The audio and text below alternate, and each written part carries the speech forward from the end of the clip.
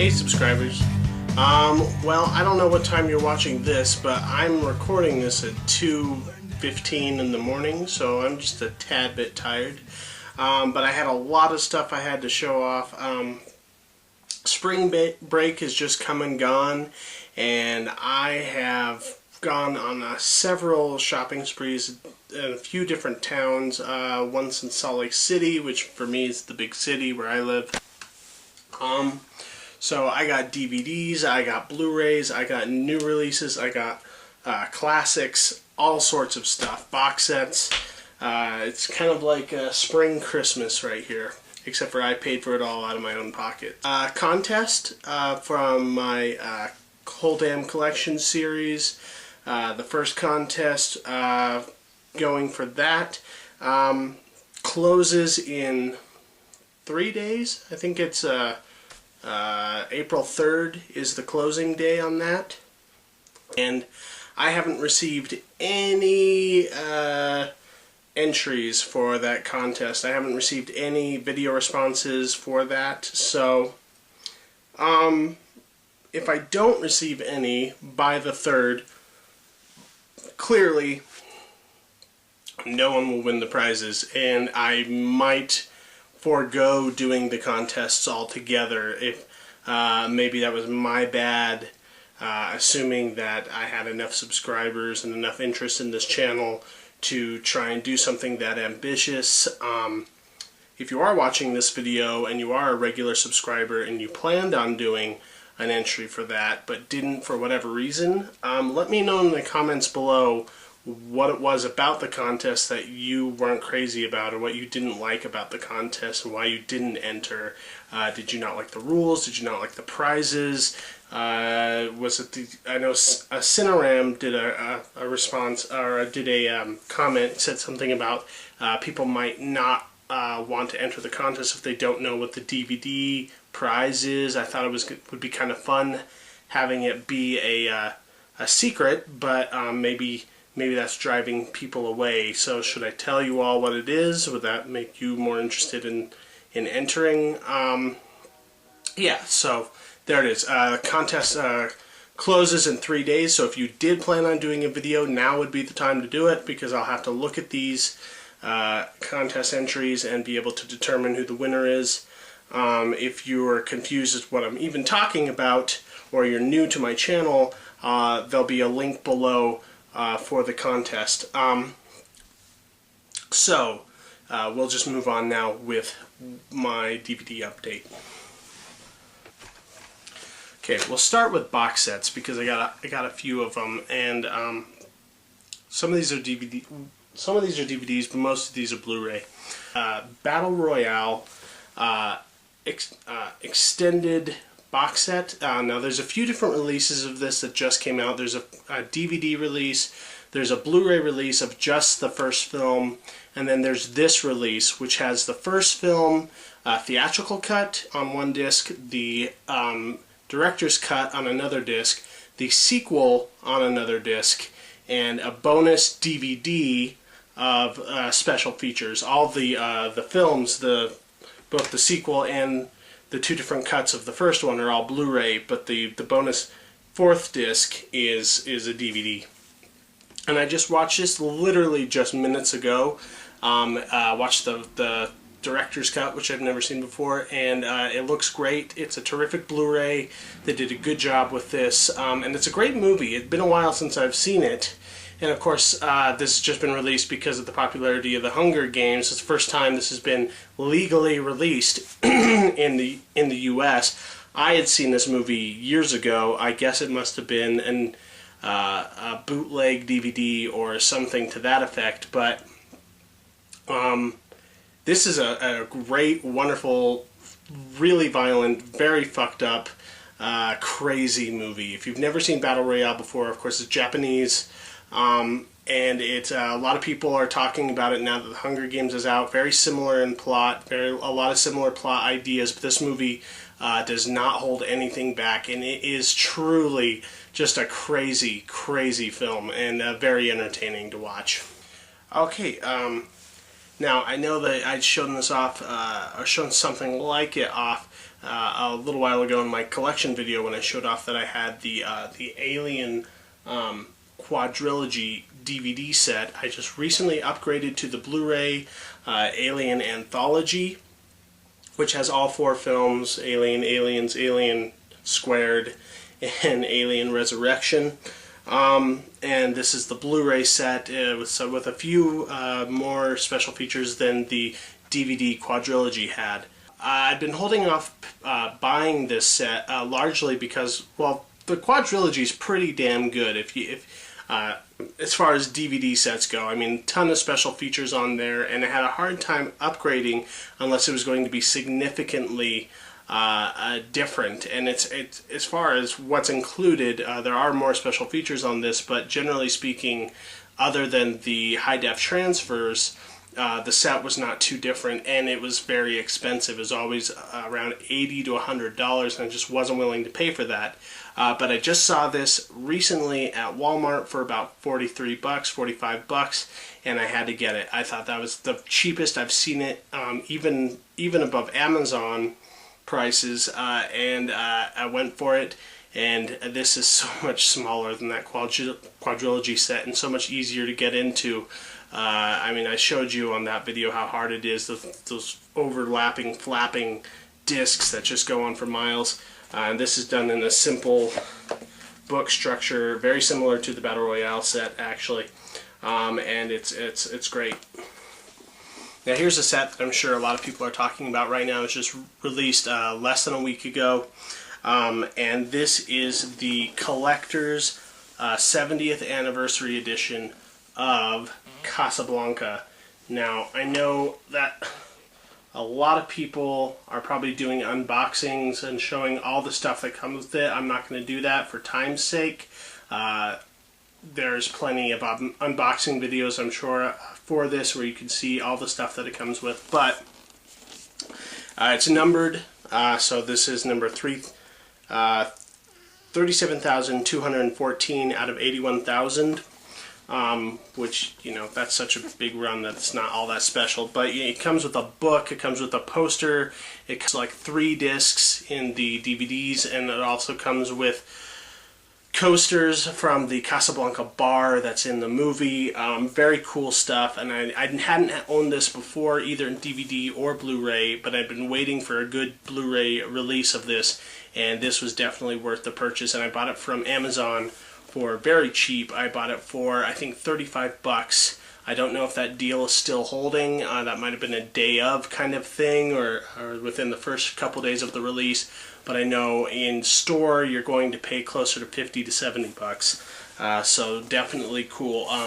Starting to run out of room in my collection for these giant things, though. So I gotta start making a habit of getting these kind of collector sets. And lastly, in the box sets, here's something a little bit different than I think you're going to see in a lot of them. And a lot of other videos. Maybe, I don't know who else maybe has this collection, but I bought this is a collection I've been sort of eyeing on Amazon for a while, and I finally had a good excuse to get it because I found it for pretty cheap.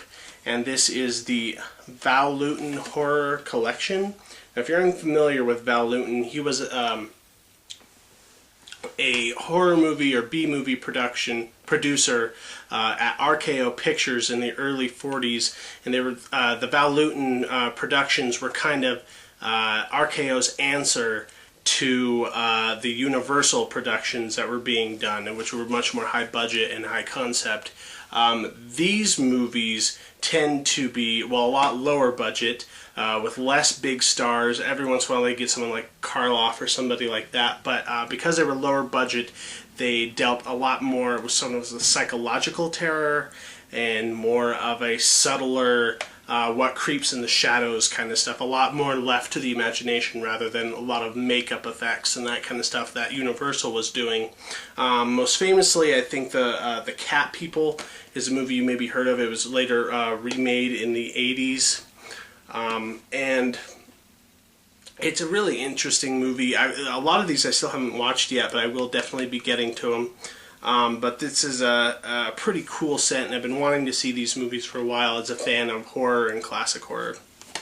I'll start here with the Blu-ray, and then I'll move on to my DVD because I actually got some Criterions in there too, so I'll actually do the DVD last. Luc Besson's La Femme Nikita. This was still a French language film before he came to America and made Leon the Professional and The Fifth Element. And this is a great movie. Very influential on a lot of like the Bourne Identity type stuff that you're seeing nowadays. The movie Hannah, I think, owes a lot to this movie. As well as Besson's other work, he kind of repeats a lot of these same ideas he kind of began with La Femme Nikita. And this is just a great foreign thriller, very sort of made in an American style, I would say, though. It's like almost like he took what Americans were doing with action films in the 80s and sort of brought his French more character-based, more mood-based sensibility, and kind of a good marriage between the two. Almost very similar to what I'd say Melville was doing in the 60s, kind of doing the French version of American films, or genre films especially. So great. Unfortunately, not a lot of special features on here, and I haven't looked at the Blu-ray yet to see what the quality's like as far as the picture quality, but very excited to own this in any way, shape, or form. The new one that just came out recently, I work at a video store, and every Friday we're allowed to take the releases for Tuesday home to watch them for free and take a look at them and see what's going on there so we can make recommendations later. And even though I had seen this movie in theater, I took the Blu-ray home just to see if it was going to be worth owning and see what the special features were like, and it won me over. I ended up buying it as soon as Tuesday rolled around, and that is the David Fincher's version of The Girl with the Dragon Tattoo.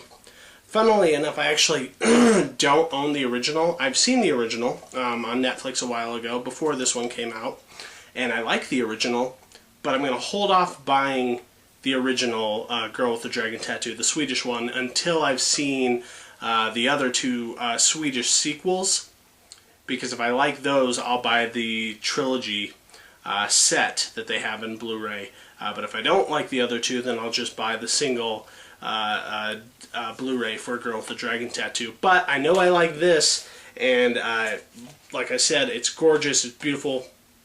The picture quality is amazing, as you can expect from a Fincher production, and they put a lot of work into the details of the Blu-ray. A lot of special features, a lot of great stuff, and a lot of get to see. There's a good special feature on sound design and ADR mixing, and a good special feature on editing and special effects, and they put a lot of work into this. Very similar to how they for the release of The Social Network last year, and I'll be excited to listen to the audio commentary on this movie as well. Here's a couple movies I've recently reviewed for the Video Clerks channel.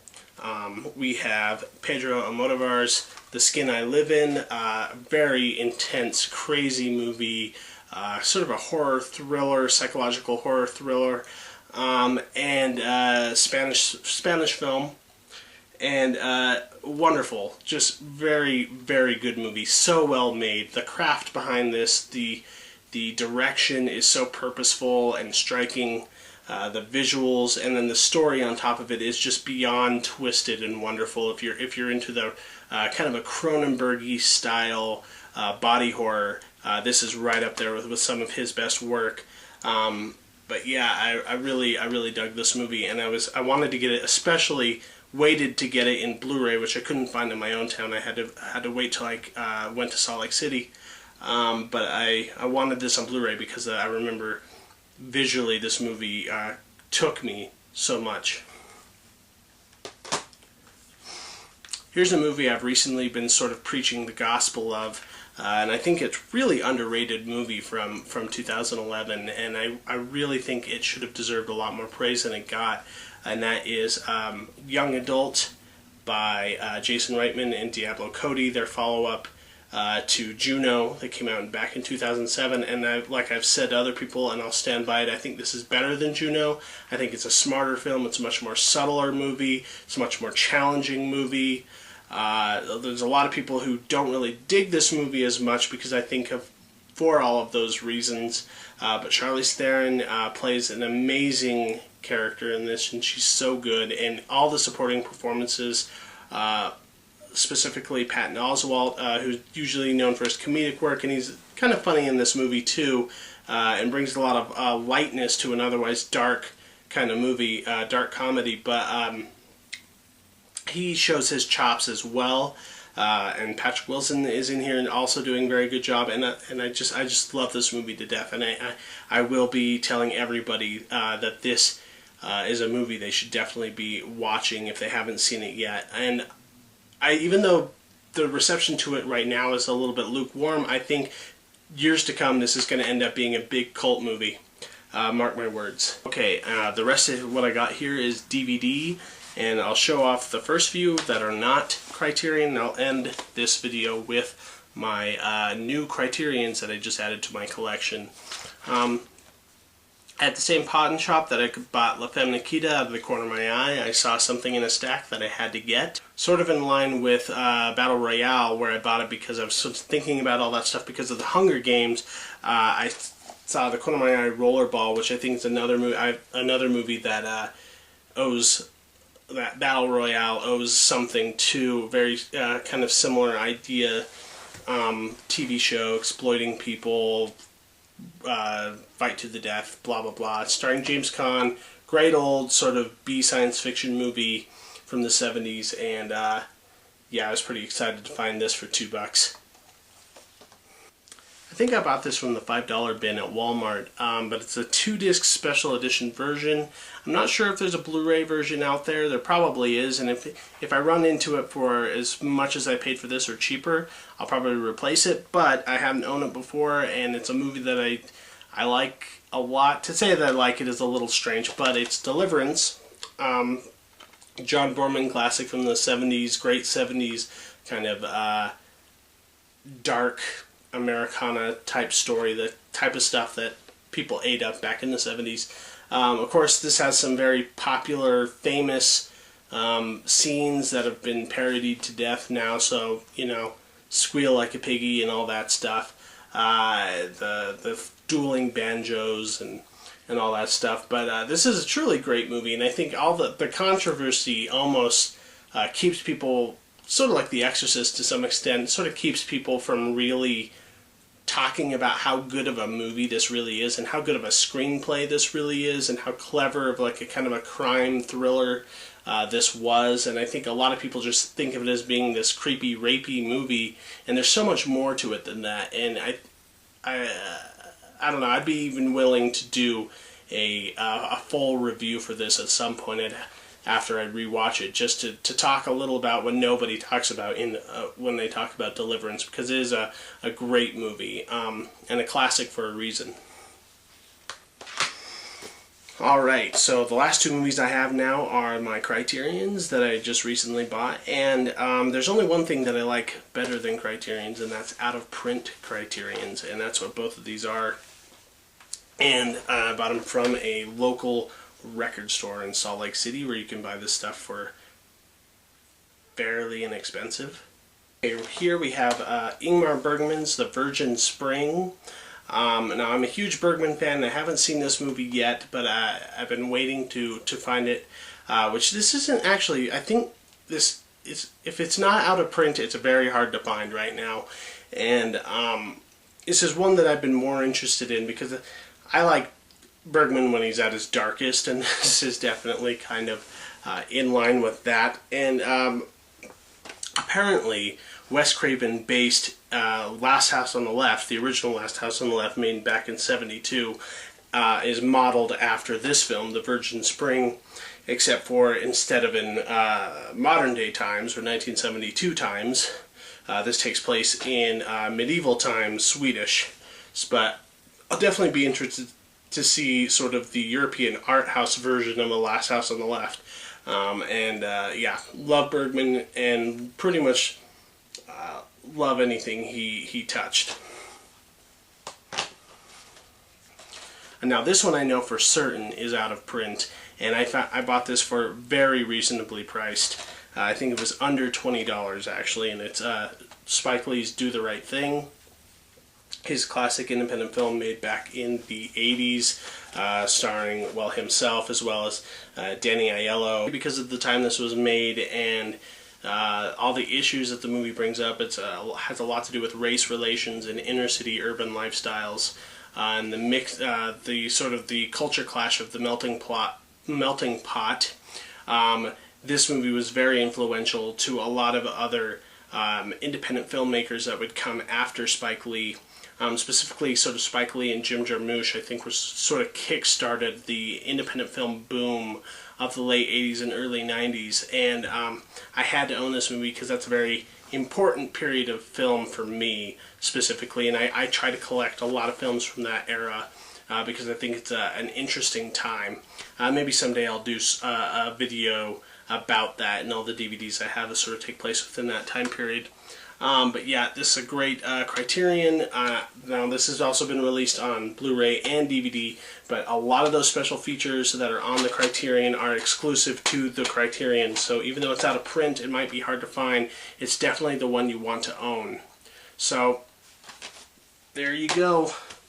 That's my video, and like I said in my other video, if you haven't entered the contest for the free Midnight in Paris poster and the mystery DVD, do so. You have 3 days to enter the contest, and there will be a link in the description below for the contest rules.